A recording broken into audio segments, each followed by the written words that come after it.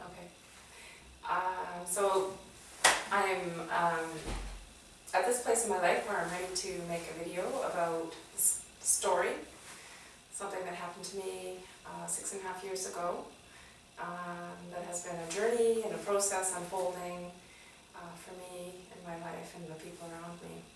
And so in preparation for the meetings that I've been hosting this past year, which I call group energy experiments, I'm hoping people will have an opportunity to watch this video and have a little bit of an idea of who I am and how I got here and what this is that I just call the energy, or and more endearingly I sometimes just call the big E.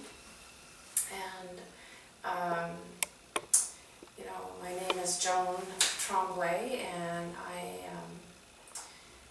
have had an experience that I'm incredibly grateful for in this lifetime of mine, something that I absolutely 100% never would have predicted for myself. It wasn't really anything that I had been seeking out. It wasn't my path, it wasn't my journey, it wasn't even in my interest to have this kind of experience. However, without me knowing it, I'm sure that there were many things contributing that if I added them up, may be connected. But for me, most of this happened literally overnight. And it began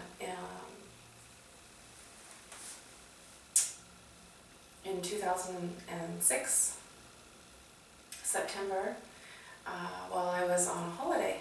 And I go to a beautiful location not far from where I live, and it is a resort on 100 acres of beautiful oceanfront property with adorable little cabins that we stay in. And we go the same time every year, year after year. We've been going for 15 years now. And once we're there, we meet the same people year after year who also return to the same place. And we've made some really good friends doing this. So here we were on our holiday in September, enjoying ourselves. And this particular unfolding story happened one night for me after I had gone to bed, and in my little tiny cabin, which is actually not much bigger than the room that I'm in right now. A bed, a little wood stove and a dresser, about the size of a garden shed, really, set in the trees. And I was asleep and dreaming, which I often do. I tend to have some pretty vivid dreams. So in this particular dream, there were a large table full of people sitting around a table. And in the dream, I suddenly became aware that somebody at that table was very, very unwell. And as I'm talking to you and telling you this story, you'll start to notice that my hands are moving, and I might be shifting back and forth a little bit, and you'll hear the pauses in my voice and possibly some motions with my whole body. And what I'm going to do is, as I'm talking to you, I'm actually going to let this energy that I spoke of, the big E, pull on me the way it does. And I'm not going to, what I call, edit this kind of pulling that it does on me as I'm talking to you. And every motion that you see is what I say to people when this happens is not my choice. This is literally me letting this energetic pull do what it wants to do. So even the way my fingers are holding like this in front of you.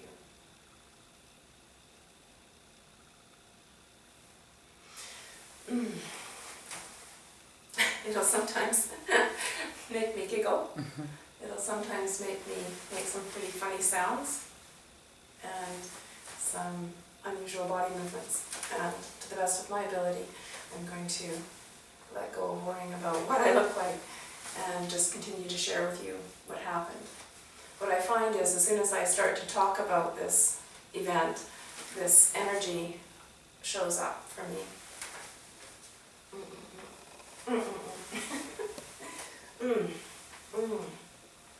So here I am back in this cabin, sleeping, having a dream, becoming aware that someone at this table is very, very unwell.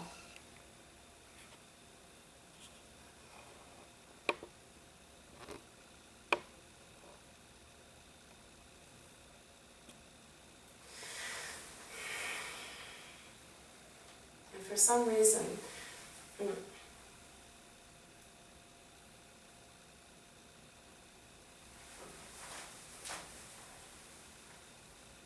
when this knowledge came to me,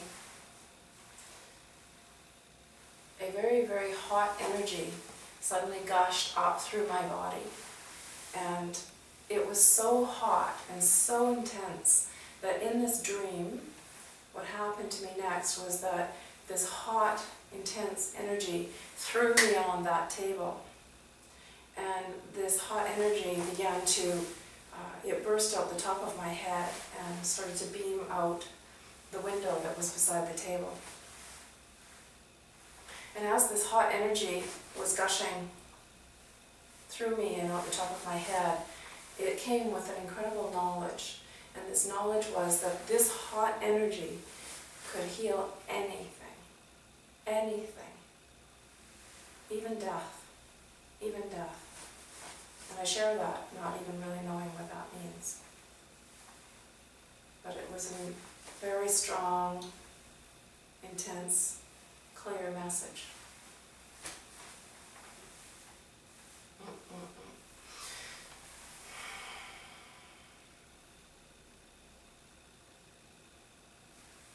After this knowledge came to me, my little cabin that I was sleeping in, it filled up with the most incredibly beautiful, soft, white yellow light. It surrounded me in this most perfect, warm, loving light. And I actually had the thought that possibly the dream had been too much for me to handle and maybe I had died. And that what I was seeing was the light at the end of the tunnel that you hear people talk about when they have near-death experiences. So what I did next was I took a deep breath to prove to myself that I was actually still alive. And then I lay in that light, feeling so perfectly loved and warm. And I wanted to stay in it forever. I never wanted it to leave. I didn't want to leave. I just wanted to be there forever in that incredible, beautiful, warm, loving light.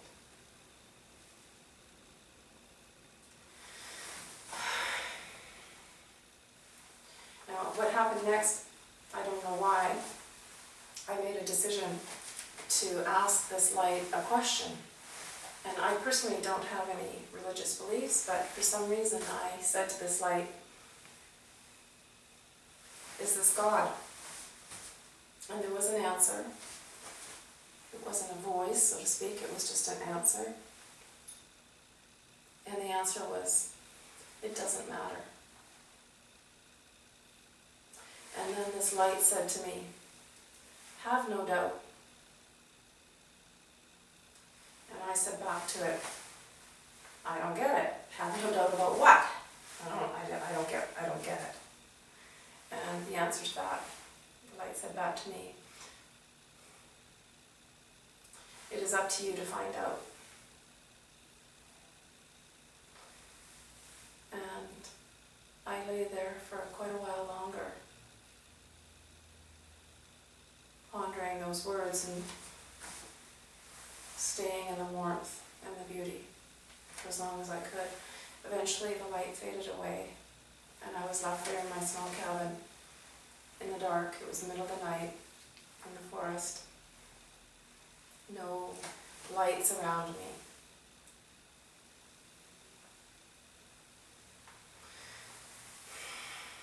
knew that I had experienced something incredibly profound and I had no explanation for it. But I could hear those words over and over in my head, have no doubt, have no doubt. And it's up to you to find out.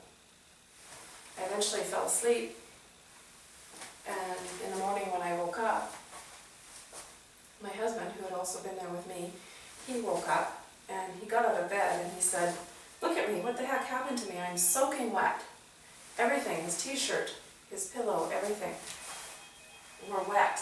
I don't know why, but he was really confused to why he was so wet and why I don't know. But I went for a walk shortly after I got up with a friend, and I tried to explain to her what had happened in the night, and she just said, "Oh, okay, that's nice." And I'm like, "No, that's not exactly the appropriate answer to what had happened." But I didn't have any words. I couldn't put words to it really, and I knew it had profoundly changed me. I didn't have a box to put it in, so I went on with my day, and I went on with my holiday.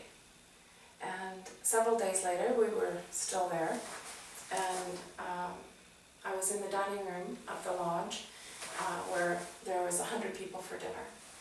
And like I said earlier, we have a lot of friends that we've made there over the years. People that we just see once a year when we visit there. And we had been sitting, having our dinner, and dinner was over, and I had got up from my place at my table and walked to another table where some of my friends were sitting.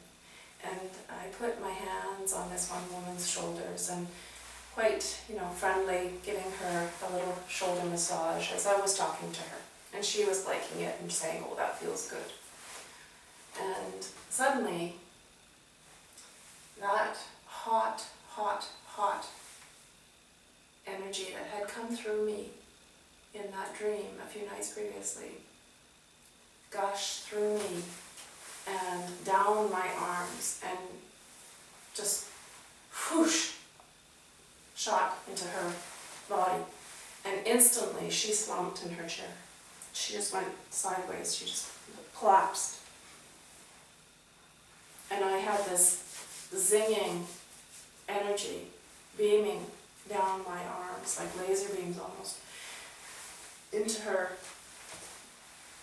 And I just put my hands down her shoulders and arms, and I could hear in my head those words, "Have no doubt, have no doubt, have no doubt, have no doubt, have no doubt." And without any doubt, I knew, even though I didn't say it out loud, that this woman's cancer was gone. So that's a pretty big story. It was a big story then, it's a big story now. Her husband, on her right-hand side, began to cry. Our friend on the left-hand side began to cry. I was crying. This woman was crying. All profoundly affected by this obvious unfolding of this energy coming through me and into her and her collapsing. It was very emotional. I had never had anything like this happen to me before. I didn't have any explanation. I had no words for them, really. I couldn't explain it to them. I didn't share with them what I was thinking about the have no doubt. This woman had been suffering from cancer and had almost not come to the holiday that year because she was so unwell. I didn't know what to make of this, and it actually quite overwhelmed me, and so I actually took myself off to bed. And the next day, I just shared with them that I had had a dream, and in the dream that I had this message of have no doubt, and that I needed to share those words with them, even though I didn't really know what it meant. It just felt important. And time went on. I didn't see those people. I didn't have the contact with them during the year. And the following year, the following September, we arrived at Yellow Point. I didn't know anything about her, whether she had gotten sicker or even died. But she was there, happy and healthy, and had told me that the cancer she had was gone. And she is still here with us. And the other piece I realized, and I'll share with you, is that the situation when this energy came down my arms and into this woman was so very much like the dream. There was a large table full of people. This particular table in the dining room happened to be under the window.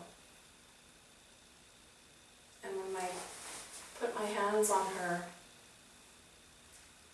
this hot energy gushed through me and into her.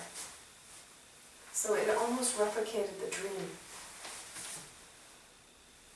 completely that had happened several nights before when the light had come into my cabin.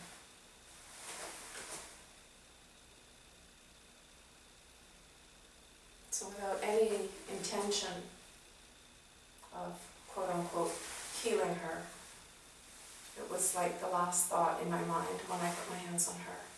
This is what happened. Now those words from this light that said, "Have no doubt." And when I questioned, I don't get it, I don't know what that means, and it said to me, "It is up to you to find out." The rest of this story up until this day today has been exactly that. A process, an unfolding for me of finding out. And as the time has gone by, the years have gone by, this, what I have just come to call the energy, has, as you can see, as you're witnessing, I have had the opportunity to practice what I call not editing, and began to experience this strange magnetic pulling on my whole being, my whole body. And eventually, as of just maybe 3 years ago, this energy also began to pull on my voice. And when this happens, and I don't edit the pull, meaning that I allow the words to come, there's an opportunity for us all to listen to these wise words from the energy. They are words that I personally do not know, because it was not my journey. I personally do not have any knowledge. I hadn't read any books, I hadn't taken any courses.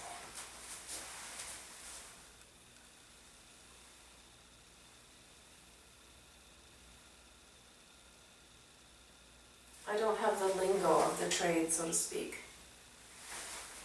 But the wisdom that comes out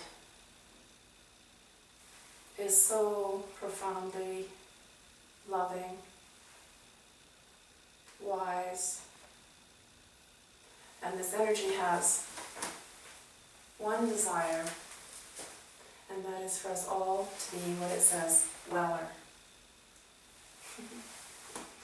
So, as I practice being weller and sharing with you this journey of mine, bringing myself, that I am, all that is, that are you, we are here practicing to the best of our ability, being weller together. Thank you.